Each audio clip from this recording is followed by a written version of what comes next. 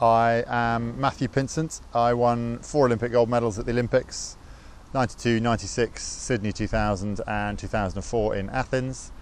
Retired after Athens, and now I work predominantly in the BBC doing sports reporting. My first experience of the rowing machine was, I think it must have been a Model A with the bicycle wheel and the plastic flaps. That was when I was at school. I don't think you could even get a score on that. You just had a kind of dial that went round. Then obviously the Model Bs came out and we started racing. I went to the World Indoors a couple of years, but didn't do very well. I don't think finished in the top 10. And I've done the British Indoors, I don't know, maybe 8 or 10 times over my career. By the time I was training flat out for the Olympics, we were using Model Bs and Cs, and then towards the end of my career the D came out, and I would have said probably about 10% of our training was on the rowing machine. It was obviously fantastic because it was consistent from one country to the next, it was consistent from one machine to the next. We could load the machines on a trailer and take them to Europe or even further, and be sure that when we unpacked them they'd work. And it's a pretty good substitute for actually rowing. So when the weather's bad in the winter perhaps, or you're going up a mountain where there's no water, it was a great substitute for the rowing training, and I miss it dearly. The kind of training we do on the ergo would be a straight swap for the distance that we were going to do on the water to on the rowing machine. So the most, I mean, I think we did do some 24Ks, but traditionally 20K would be a distance. That's about an hour and 12 that would take us.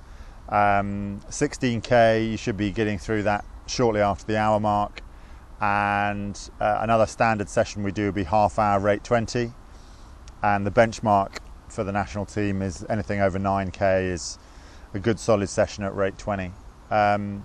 Occasionally Jürgen would put us on the machine and do 10 bursts of 10 strokes, and I definitely wasn't the best at that, but there are some guys in the rowing team who are down, you know, flicking 112, 111, 110, sometimes even below 110, depending on the machine, depending on altitude.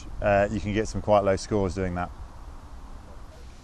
I guess there are probably 2 records that I set, and only one I think that stays. I did over 9K altitude, so 2,000 meters above sea level, half an hour, rate 20, and I got over 9K, and that was hard to do. That took a couple of days to recover from, and I've still just got the British record for 2K, which I think is 5:42.3, somewhere in there, which I set at the spring ergo assessment before Athens, so right at the end of my career.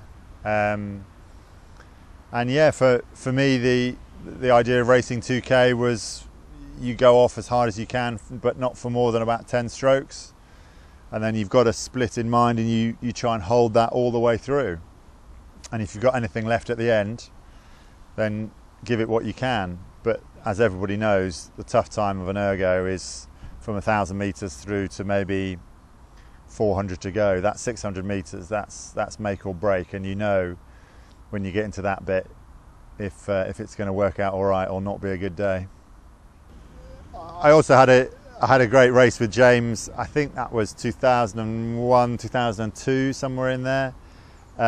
We were obviously in a pair together, but for me, I wasn't that aware of where he was relative to me. Obviously the screen's behind you, and although you get the information on the screen, it wasn't like a rowing race where you knew absolutely at every point where you were, and so although it's held up as like, oh, you know, one of the best races at BIRC there's ever been, it wasn't that exciting being part of it. I don't think it was a very good quality time from us. I think we were both somewhere in the high 40s, if not 50s actually.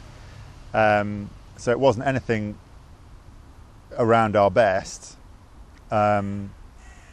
but yeah, to edge him out by a tenth, I don't have very fond memories of it, because I wasn't in very good shape, and I didn't row a great profile either. So Jürgen took me to one side and said it was good that you won, but we need to work on this and this before Christmas, kind of thing. So it wasn't my best day on a rowing machine.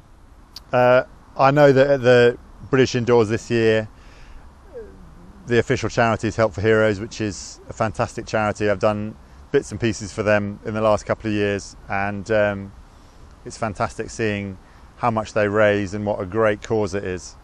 I'm unlikely to be at the rowing championships myself. I've got the Commonwealth Games coming up for the BBC in October, which probably will take the wind out of my sails training wise, unfortunately. But I'd just like to encourage everyone who's going to really set hard targets for yourself, and really push on through the third 500 and raise as much money as you can for Help the Heroes.